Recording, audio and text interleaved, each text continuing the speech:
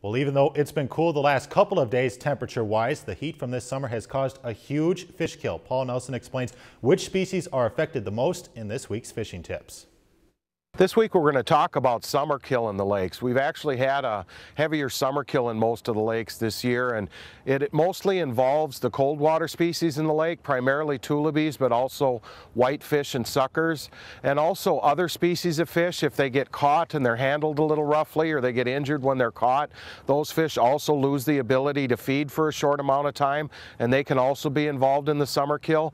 What happens is that warm water and the big algae blooms in the lakes cut off the oxygen production below the thermocline in the lake, so there's virtually no oxygen down there.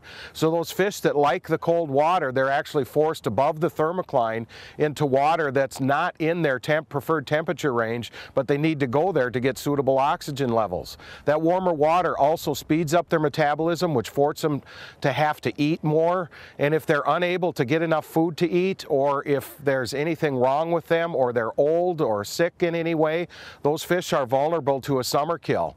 Now what happens during that summer kill too is there's actually these populations get pretty high in the lakes.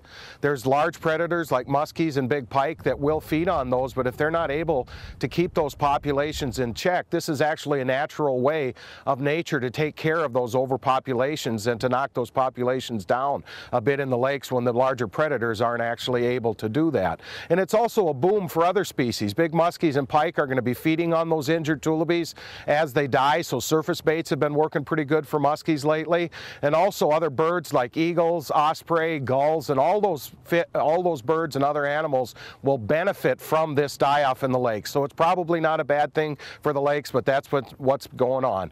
This is the fishing tip of the week, and I'm Paul Nelson of the Bemidji Area Lakes Guide Service.